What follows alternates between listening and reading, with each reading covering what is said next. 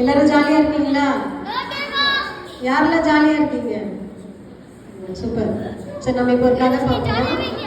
சரி, ஒரு ஊர்ல ஒரு அப்பா ஒரு அம்மா இருந்தாங்க. ஓகேவா? அந்த அப்பா அம்மாவுக்கு ஒரு பையன், அவன் பேர் சாம். சாம் ரொம்ப நல்ல பையனா. ஓகேவா? நல்ல பையனா யார் மாதிரி? நல்ல பையனா யாரு நல்ல பையன் சொல்லுவோம்? யாரு நல்ல பையன் சொல்லுவோம்? நீங்க யாரெல்லாம் நல்ல குட் பாய்ஸ் யார் சொல்லுங்க? நீ குட் பாயா? Okay, super. நீங்க எல்லாருமே குட் பாய்ஸ் தான். நல்ல பையனா யாரு? அப்பா அம்மாவுக்கு கீழ்ப்படிஞ்சு நடக்கிறவங்க, சரியா அப்பா அம்மா சொல்றத கேட்கிறவங்க, அப்புறம் டீச்சர் சொல்லி தரும்போது சரியா கவனிக்கிறவங்க. ஓகேவா? கீழ்ப்படிஞ்சு நடக்கிற பிள்ளைங்க தான் ரொம்ப நல்ல பிள்ளைங்க, உங்களை மாதிரி தான். ஓகேவா? அதே மாதிரி தான் சாம் வந்து ரொம்ப நல்ல பையனா. அவனுக்கு ஏதாவது தேவை இருந்தா கூட அவன் ரொம்ப அவங்க அப்பா அம்மாவை தொந்தரவு பண்ணி அழுது அடம்பிடிச்சுலாம் கேட்க மாட்டானா. நீங்களாம் யார் அழுது அடம்பிடிச்சு யார் யார் என்ன கேட்பீங்க? ஏதாவது வேணும்னா அழுவீங்களா? யாரெல்லாம் அழுவீங்க சொல்லுங்க? வீட்டுல அழுது அழுது கேட்கறது யாரு? கேட்க மாட்டீங்களா? யாருமே கேட்க மாட்டீங்களா? எல்லாருமே அந்த பழக்கமே இல்லையா? சரி, ஓகே. எல்லாரும் சாம் மாதிரியே ரொம்ப நல்ல பிள்ளைங்க போல, அப்படிதானே? ஓகே, சாமும் அதே மாதிரிதான் ரொம்ப நல்ல பையன். அவனுக்கு ஏதாவது ஒண்ணு வேணும்னா அவன் அவங்க அப்பா அம்மா கிட்ட அழமாட்டான், சண்டை போட மாட்டான். ஓகேவா? அவன் ரொம்ப நல்ல பையன், ரொம்ப நல்ல பையனா. அவனுக்கு ஒரு நல்ல பழக்கம் இருந்துச்சான். என்ன பழக்கம்னா, இப்போ அவங்க அப்பா அம்மா ஏதாவது காசு கொடுக்கும் போது, இப்போ கடைக்கு போவாங்கல்ல, அதுல மீதி சேஞ்ச் வரும் தானே, அந்த சேஞ்ச் வரும்போது அதை பத்திரமா உண்டியல்ல சேர்த்து வைப்பானோ. அது சாமோட நல்ல பழக்கம். ஓகேவா? இப்போ யார்கிட்டலாம் நீங்க உண்டியல்ல காசு சேர்த்து வைக்கிறீங்க சொல்லுங்க? சூப்பர், வெரி குட், நல்ல பழக்கம். ஓகேவா? அந்த உண்டியல்ல அவன் காசு சேர்த்து வச்சு, சூப்பர், அந்த காசு அவன் சேர்த்து வச்சு அவனுக்கு என்ன தேவையோ அதை அதுல இருந்து எடுத்துதான் வாங்குவானான். ரொம்ப நாளா அவன் வந்து கிரிக்கெட் பால் வாங்கணும்னு அவன் ஆசைப்பட்டானான். அந்த கிரிக்கெட் பால் வாங்குறதுக்காக அவன் வந்து உண்டியல்ல கொஞ்சம் கொஞ்சமா காசு சேர்த்துக்கிட்டே வந்தானான். அது மாதிரி சேர்த்துட்டு வரும்போது ஒரு நாள் என்ன ஆச்சு, அந்த உண்டியலை டெய்லி டெய்லி பார்த்துட்டே இருப்பானாம். சரி, அந்த உண்டியல் ஃபுல் ஆகட்டும் அப்படின்னு பார்த்த உடனே ஓகே, அந்த உண்டியல் ஃபுல்லா ஆன ஒரு நாள் வந்து சரி நம்ம கிரிக்கெட் பால் வாங்கலாம் அப்படின்னு சொல்லி போவாங்க.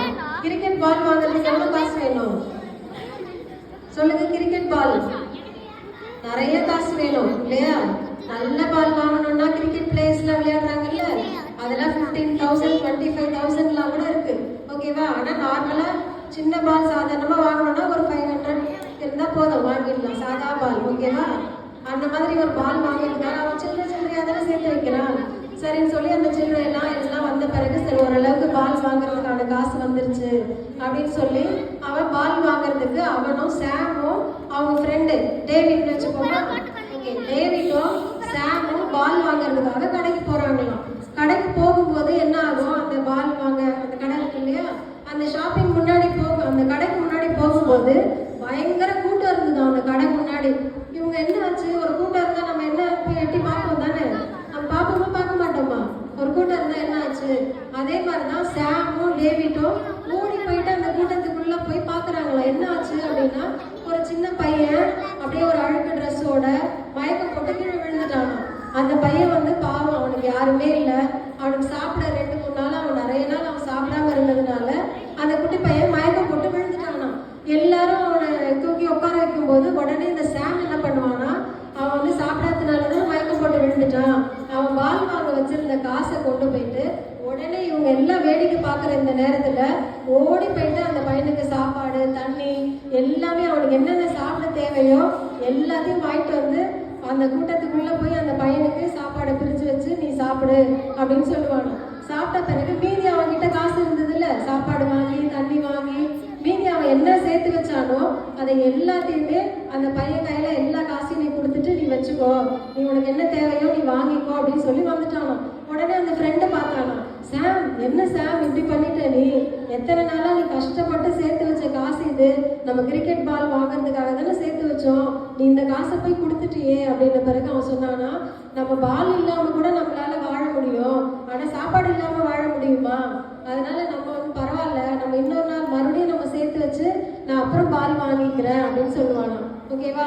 அப்படி சொன்ன உடனே வீட்டுக்கு போறான். வீட்டுக்கு போன உடனே அவங்க அம்மா கேட்குறாங்க, இப்ப கேட்பாங்க தானே, நீங்க கடைக்கு போயிட்டு ஏதோ வாங்க போறீங்க, வீட்டுக்கு வந்த உடனே வாங்கிட்டு வந்துட்டீங்களேன்னு அப்பா அம்மா கேட்பாங்க தானே? கேட்பாங்களா கேட்க மாட்டாங்களா? கேட்பாங்க. பால் எங்க கேட்குறாங்க. அப்போ இந்த நடந்த எல்லா விஷயத்தையும் சாம் வந்து வீட்டில் சொல்கிறாங்க. அவங்க அம்மாவுக்கு பயங்கர ஹாப்பி. ஏன்னா அவங்க அப்பா அம்மா எல்லாருமே ரொம்ப நல்லவங்க, நல்ல ஒரு ஜெபிக்கிற ஒரு ஃபேமிலி, ஆண்டவருக்கு ஒரு பயந்த குடும்பம் அவங்க 3 பேருமே. அப்போ அவங்களுக்கு பயங்கர சந்தோஷமா, பரவாயில்ல நம்ம பையன் இவ்வளோ ஒரு நல்ல காரியம் பண்ணியிருக்கானே, அவன் பாலுக்காக சேர்த்து வச்சிருந்த காசை அந்த குட்டி பையனுக்கு கொடுத்துட்டாங்கல்ல. அதனால அவங்க அப்பா அம்மா அவனை பாராட்டி என்ன பண்ணாங்களாம், நீ பாலுக்காக வச்சிருந்த காசை தானே நீ கொடுத்துட்ட, நீ உடனே வா நான் உங்களுக்கு பால் வாங்கி தரேன் அப்படின்னு சொல்லி அவங்க அப்பா அம்மா அவனை கூட்டிகிட்டு போயிட்டு அவனுக்கு பால் வாங்கி கொடுத்துட்டாங்களாம். அந்த சாமுக்கு பயங்கர ஹாப்பி. ஓகேவா? சரி, ஓகே. இதுதான் இந்த கதை. இதுலேருந்து உங்களுக்கு என்ன தெரியுது? இந்த கதையிலேருந்து என்ன புரிஞ்சுக்கிட்டீங்க? நம்மளால ஒருத்தவங்களுக்கு உதவி செய்ய நம்ம கிட்ட ஒரு வசதி இருக்கும்போது அதை நம்ம செய்யணும். ஓகேவா? வேதத்துல ஒரு வசனம் இருக்கு, நம்ம சொல்லலாமா? நன்மை செய்யும்படி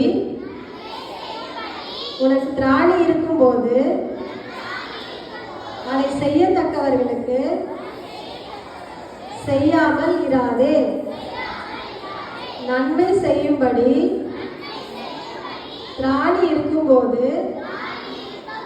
அதை செய்யத்தக்கவர்களுக்கு செய்யாமல் இராதே. நீதிமொழிகள் 3:27. Okay, thank you.